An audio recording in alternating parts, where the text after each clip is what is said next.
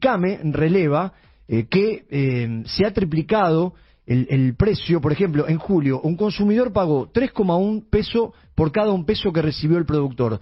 Esto provocó una merma en la demanda y en el consumo que bajó un 40% en la ingesta de frutas y verduras. Vamos a hablar con Paulina Lescano, ingeniera agrónoma, especialista en el mercado del agro, para interpretar un poco esta situación que se viene dando. Paulina, muy buenos días. Pablo Tacalite es mi nombre. Gracias por este contacto con Delta. Por la invitación.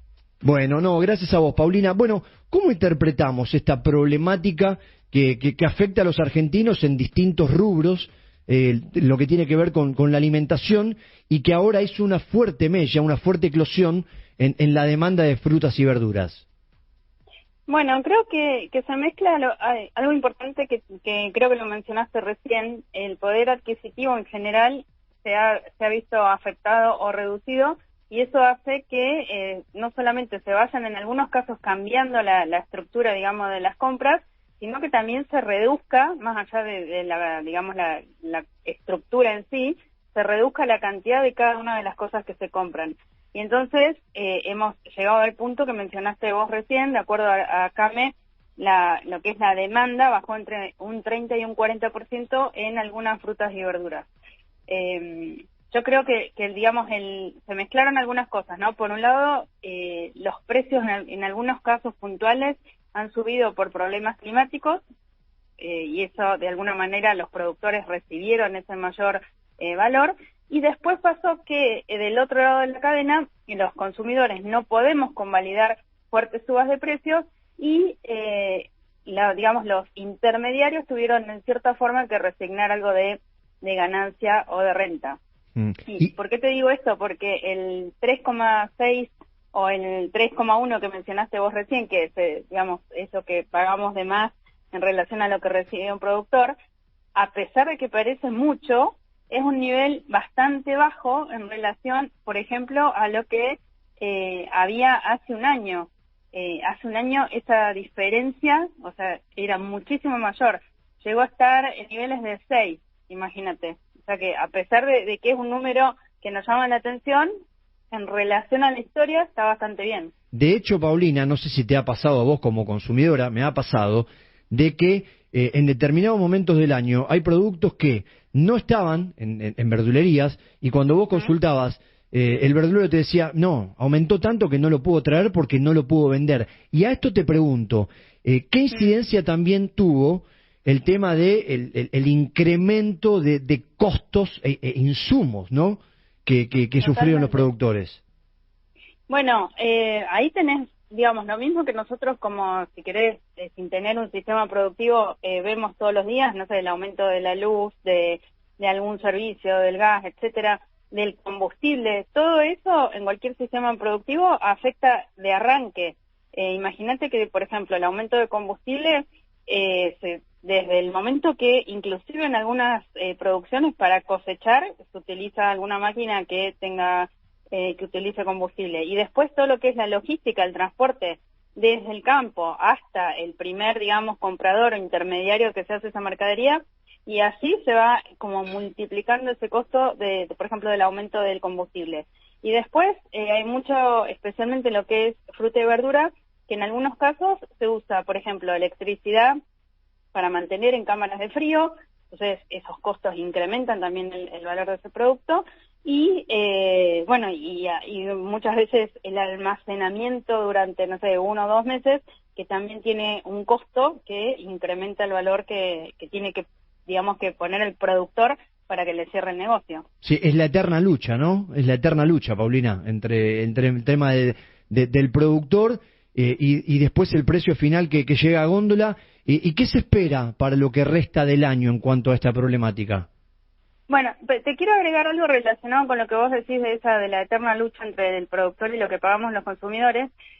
Hay situaciones extremas, como por ejemplo en este informe lo menciona CAME, por ejemplo en el caso del limón, en donde al productor en muchos casos directamente no le conviene ni siquiera cosechar. O sea, eso sería como el caso más extremo, y ese número que vos dijiste al comienzo de la nota del 3,1 o sea que pagamos 3 veces más que lo que recibe un productor.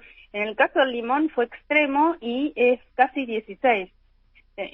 O sea, para que tengamos dimensión de eso que vos dijiste, la eterna lucha entre la situación de un productor y el consumidor.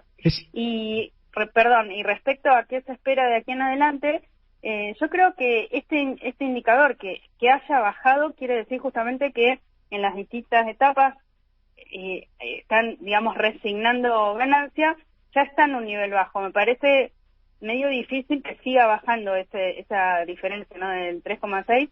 Cuando uno mira inclusive la información de CAME, estamos en un valor relativamente desde el 2016 que es bajo, digamos, ese incremento entre el productor y el consumidor. Yo creo que mucho más abajo de eso no puede bajar. Lo que sí es importante ver cómo continúa el consumo. Yo creo que siga bajando el consumo con ese dato que dijiste, el 30-40% de caída en la demanda. Eso es muy negativo porque puede hacer que en muchos casos los productores directamente no les convenga, por ejemplo, cosechar o volver a encarar una nueva campaña, y bueno, y eso para nuestro país y para los productores es muy malo. Vos sabés que con respecto a esto, contabas el tema del dato del limón, y se me ocurre preguntarte, hay productos que por lo que estabas narrando, los productores no les conviene invertir. ¿Está pasando en algún producto puntual? ¿Se ha sustituido algún producto por importación o todavía eso no ha ocurrido? ¿Producen a pérdidas o con ganancias escasas? ¿O definitivamente algún producto se ha dejado de producir y cosechar y se ha sustituido en la cadena de importación? Mira, eso en general todos los años pasa en distinta medida, pero ahora puntualmente creo que no está ocurriendo. Este caso, por ejemplo, que te digo que me parece dramático porque los productores que no pueden cosechar, o sea, van a pérdida por completo, no es que se vea que están teniendo la competencia de limones más baratos de otro lado, sino que es un problema internacional contrario, digamos, que hay un exceso de oferta y nosotros somos también exportadores de limón y entonces es como que el mercado internacional nos juega en contra. No veo hoy que alguna de nuestras producciones esté en riesgo de desaparecer por un tema de importaciones. Sí es una mala noticia porque cualquiera de estos tipos de producciones, por ejemplo lo que es limón, todo lo que son frutales, para que nosotros compremos un limón, ahí hubo muchos años, desde que se hizo el plantín, la planta, hasta que la planta empezó a dar sus frutos y demás, son producciones capaz que son 10, 15 años hasta que nosotros podemos recibir los productos en góndola. Pero hoy me parece que no hay una situación así dramática de que porque ingresa importación estos números que estamos viendo se vean afectados. No, y recién, bueno, coincidíamos en que justamente el consumidor es el que va a convalidar el precio del producto, si no trata de buscar sustitutos. A ver, esto lamentablemente no es como una marca de leche, que si no podés comprar la marca de primera, la premium, tenés alternativas, tenés la segunda, tenés la tercera. Sí. En el tema de frutas y verduras, eso no pasa. No, y en el caso puntual, por ejemplo, no sé, qué sé yo, papa, calabaza, hay determinadas verduras que en general la gente va a seguir consumiendo porque de alguna manera tienen muchas posibilidades, digamos, de incluirlas en su dieta. Por ahí el limón, no te digo que es una cosa de lujo ni mucho menos, pero es un producto que de repente si en una dieta de una familia que tiene un poder adquisitivo que no le alcanza para comprar limón, lo más probable es que no compre limón. Entonces se da esta situación que, digamos, agrava a los productores puntualmente en esto de que estamos hablando, ¿no? ¿Y el diagnóstico para el resto del año, Paulina? Porque evidentemente la recesión no afloja, el consumo no crece y la gente compra a cuentagotas, hasta va rotando las compras. ¿Qué diagnóstico haces de acá a lo que resta del año? ¿Y cómo ves el sector en general para los tiempos venideros? Bueno, yo creo que en cierta forma hay, digamos, la noticia de que el índice de inflación, por lo menos el dato que da el INDEC, de alguna manera, o sea, que ya no siga creciendo, podríamos decir que es una gran buena noticia, y que empiece, digamos, a ser controlado. creo que también, creo que para todos los sectores productivos y para la economía en general, es fundamental ver qué pasa, por ejemplo, con el tipo de cambio, pero no porque haya una devaluación o no, sino que haya un único tipo de cambio, por ejemplo, que el impuesto país finalmente en septiembre, digamos, lo que se anunció realmente ocurra, que haya una baja y que después en diciembre desaparece. O sea, son todas cosas que creo que desde el sistema productivo están esperando que se confirmen o concreten, que por lo menos generan en cierta forma previsibilidad hacia adelante para todo lo que es el sector productivo, ¿no? Pero bueno, respecto a la baja de la demanda, creo que lo que puede llegar a seguir pasando es que justamente los intermediarios reduzcan su ganancia o su renta para evitar perder y salirse del negocio hasta que esta economía se estabilice. Bueno, de hecho ha pasado, viste que cuando hablas con algún representante de algún supermercado, empresas le han bajado boletas con un 25, con un 30% de descuento porque no lo venden. El tema es claro, que exactamente. El tema es que hay productos perecederos que vos lo podés aguantar, pero en el caso de frutas y verduras, hay productos que lo tenés que vender y lo tenés que consumir sí o sí. No podés estoquearlo. Entonces, exacto, y ahí es donde se da quizás algo más de diferencia, digamos, en este indicador que vos mencionabas al comienzo, ¿no? Entre lo que recibe un productor y lo que se paga en góndola. En algún caso se ha dado en algunos productos que el productor tiene o sea, le pagan menos y por eso deja de cosechar, por ejemplo en el caso del limón, pero cuando vos vas a la góndola siguió teniendo un incremento pequeño en la góndola. Entonces, ahí ese indicador de cuánto más pagamos en relación a lo que recibe el productor es mayor. Y en otros casos pasó lo que vos decís, como sí o sí tuvieron que bajar en góndola los precios para que la mercadería no se eche a perder, ahí la relación esa mejoró, porque al productor se le siguió pagando, por ejemplo, un precio relativamente estable y en góndola bajó. Entonces, como que estamos viendo un reacomodamiento en prácticamente todos los sectores.